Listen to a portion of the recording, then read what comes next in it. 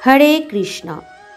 আগামী 10ই জানুয়ারি 2025 সাল শুক্রবার পৌষ মাসের 25 তারিখ হল পুত্রদা একাদশীর ব্রত উপবাস। এই দিন ভগবান শ্রীকৃষ্ণের প্রীতি সাধনের জন্য সকলের উপবাস করা অবশ্যই উচিত। যারা আমিষ আহার করেন তারা এই একাদশীর আগের দিন অবশ্যই নিরামিষ আহার গ্রহণ করবেন এবং একাদশীর দিন আপনারা কি করবেন এবং একাদশীর পর দিন আপনারা দ্বাদশীর দিন পালনের সময়সূচি কোন সময়ে আপনারা পালন করবেন সেই সমস্তটাই এই ভিডিওতে আজকে বলা হবে এবং এই ভিডিওতে পুত্রদা একাদশীর ব্রত মাহাত্ম্যর কথা বলা হবে। তাই অবশ্যই ভিডিওটি স্কিপ না করে সম্পূর্ণটা দেখবেন। পুত্রদা একাদশীর ব্রত মাহাত্ম্য পাঠ করলে তার কি সুফল পাওয়া যায় এবং পুত্রদা একাদশী ভক্তি ভরে পালন করলে তার কি ফল লাভ হয় সেটিও আপনারা এই ভিডিওতে জানতে পারবেন। তো একাদশীর আগের দিন অবশ্যই নিরামিষ আহার গ্রহণ করবেন এবং একাদশীর দিন পঞ্চ রবি শস্য ধান, গম, যব, তিল, সরিষা, ভুট্টা, বার্লি জাতীয় সমস্ত খাবার আপনারা এই দিন বর্জন করবেন। এই দিন ব্রহ্ম মুহূর্তে ঘুম থেকে উঠে ভগবানের পূজা অর্চনা করবেন, অধিক পরিমাণে আপনারা হরিনাম জপ করবেন, গীতা ভাগবত পাঠ করবেন, সমস্ত রকম পাপ কার্য থেকে নিজেদের বিরত রাখবেন এবং এই দিন আপনারা বিভিন্ন রকম ফল, মিষ্টি আলু, কাঁচকলা, পেঁপে এই ধরনের সবজিগুলো, কুমড়ো আপনারা সাদা সানফ্লাওয়ার তেল দিয়ে আপনারা রান্না করে ভগবানকে ভোগ দিয়ে প্রসাদ গ্রহণ করতে পারেন এবং এই দিন অবশ্যই আপনারা এই পুত্রদা একাদশীর ব্রত মাহাত্ম্য শ্রবণ করবেন। তো শুরু হচ্ছে পুত্রদা একাদশীর ব্রত মাহাত্ম্য কথা। যুধিষ্ঠির বললেন, হে কৃষ্ণ, পৌষ মাসের শুক্লপক্ষের একাদশীর নাম কি, বিধি বা কি, কোন দেবতা ওই দিনে পূজিত হন এবং আপনি কার প্রতি সন্তুষ্ট হয়ে সেই ব্রত ফল প্রদান করেছিলেন, কৃপা করে আমাকে সবিস্তারে তা বলুন। শ্রীকৃষ্ণ বললেন, হে মহারাজ, এই একাদশী পুত্রদা নামে প্রসিদ্ধ। সর্বপাপ বিনাশিনী ও কামদা এই একাদশীর অধিষ্ঠাত্রী দেবতা হলেন সিদ্ধিদাতা নারায়ণ। ত্রিলোকে এর মতো শ্রেষ্ঠ ব্রত নেই। এই ব্রতকারীকে নারায়ণ বিদ্বান ও যশস্বী করে তোলেন। এখন আমার কাছে ব্রতের মাহাত্ম্য শ্রবণ করুন। ভদ্রাবতীপুরীতে সুকেতুমান নামে এক রাজা ছিলেন। তার রানীর নাম ছিল শৈব্যা। রাজদম্পতি বেশ সুখেই দিন যাপন করছিলেন। বংশরক্ষার জন্য বহুদিন ধরে ধর্মকর্মের অনুষ্ঠান করেও যখন পুত্রলাভ হলো না, তখন রাজা দুশ্চিন্তায় কাতর হয়ে পড়লেন। তাই সকল ঐশ্বর্যবান হয়েও পুত্রহীন রাজার মনে কোনো সুখ ছিল না। তিনি ভাবতেন, পুত্রহীনের জন্ম বৃথা ও গৃহশূন্য। পিতৃদেব মনুষ্যলোকের কাছে যে ঋণ শাস্ত্রে উল্লেখ আছে তা পুত্র বিনা পরিশোধ হয় না। পুত্রবান জনের এই জগতে যশলাভ ও উত্তম গতি লাভ হয় এবং তাদের আয়ু, আরোগ্য, সম্পত্তি প্রভৃতি বিদ্যমান থাকে। নানা দুশ্চিন্তাগ্রস্ত রাজা আত্মহত্যা করবেন বলে স্থির করলেন, কিন্তু পরে বিচার করে দেখলেন আত্মহত্যা মহাপাপ।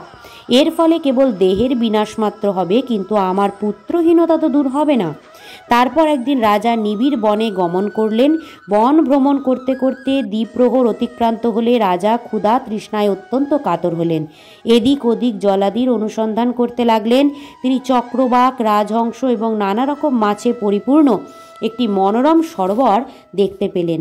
সরোবরের কাছে মুনিদের একটি আশ্রম ছিল। তিনি সেখানে উপস্থিত হলেন। সরোবর তীরে মুনিগণ বেদপাঠ করছিলেন। মুনিবৃন্দের শ্রীচরণে তিনি দণ্ডবৎ প্রণাম করলেন। মুনিগণ রাজাকে বললেন, হে মহারাজ, আমরা আপনার প্রতি প্রসন্ন হয়েছি, আপনার কি প্রার্থনা বলুন। রাজা বললেন, আপনারা কে এবং কি জন্যই বা এখানে সমবেত হয়েছেন? মুনিগণ বললেন, হে মহারাজ, আমরা বিশ্বদেব নামে প্রসিদ্ধ এই সরোবরে স্নান করতে এসেছি। আজ থেকে 5 দিন পরেই মাঘ মাস আরম্ভ হবে। আজ পুত্রদা একাদশী তিথি। পুত্র দান করে বলেই এই একাদশীর নাম পুত্রদা। তাদের কথা শুনে রাজা বললেন, হে মুনিবৃন্দ, আমি অপুত্রক, তাই পুত্র কামনায় অধীর হয়ে পড়েছি। এখন আপনাদের দেখে আমার হৃদয়ে আশার সঞ্চার হয়েছে।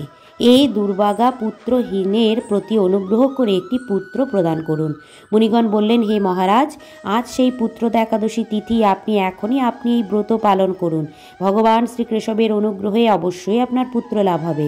মুনিদের কথা শোনার পর যথাবিধানে রাজা কেবল ফল মূলাদি আহার করে সেই ব্রত অনুষ্ঠান করলেন। দ্বাদশী তিনি উপযুক্ত সময়ে শস্যাদি সহযোগে পালন করলেন।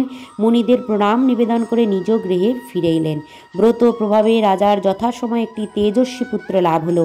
হে মহারাজ, এই ব্রত সকলেরই পালন করা কর্তব্য। মানব কল্যাণ কামনায় আপনার কাছে আমি এই ব্রত কথা বর্ণনা করলাম।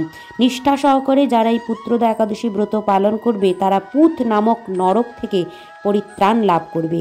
আর এই ব্রত কথা শ্রবণ কীর্তনে অগ্নিষ্টম যজ্ঞের ফল পাওয়া যায়। ব্রহ্মাণ্ড পুরাণে এই মাহাত্ম্য বর্ণনা করা হয়েছে। হরে কৃষ্ণ। তো আপনারা জানতে পারলেন যে এই পুত্রদা একাদশী ব্রত মাহাত্ম্য শ্রবণ এবং পালনে কী কী সুফল। যারা পুত্র কামনা করেন, সুপুত্র, তেজস্বী পুত্র, ভগবানের ভক্ত পুত্র কামনা করেন, তারা অবশ্যই নিষ্ঠা সহকারে এই দিন পুত্রদা একাদশী ব্রত পালন করবেন। এবং এই ব্রত পালন করলে পুত নামক যে নরক আছে সেই নরক যন্ত্রণা থেকে আমরা মুক্তি লাভ করব। এবং এই ব্রত পালন করলে, শ্রবণ করলে, কীর্তন করলে অগ্নিষ্টম যজ্ঞের ফল পাওয়া যায়। তাই অবশ্যই সকলে নিষ্ঠা সহকারে একাদশী ব্রত পালন করুন এই ব্রত। এবং এই ব্রত শুক্রবার 10ই জানুয়ারি 2025 সাল পালন করার পরদিন সকাল অর্থাৎ 11ই জানুয়ারি 2025 সাল শনিবার 26শে পৌষ সকাল 6টা 20 থেকে সকাল 8টা 23-এর মধ্যে আপনারা পঞ্চরবি শস্যের যে কোনো একটি শস্য রান্না করে ভগবান শ্রীকৃষ্ণকে বা বিষ্ণুদেবকে আপনারা এই খাবার অর্পণ করবেন এবং সেই প্রসাদ আপনারা সপরিবারে গ্রহণ করবেন, করে আপনারা ব্রত সমাপন করবেন। তাই অবশ্যই এই ব্রত সকলে মিলে পালন করুক। অনেক ভালো থাকুন, সুস্থ থাকুন। হরে কৃষ্ণ।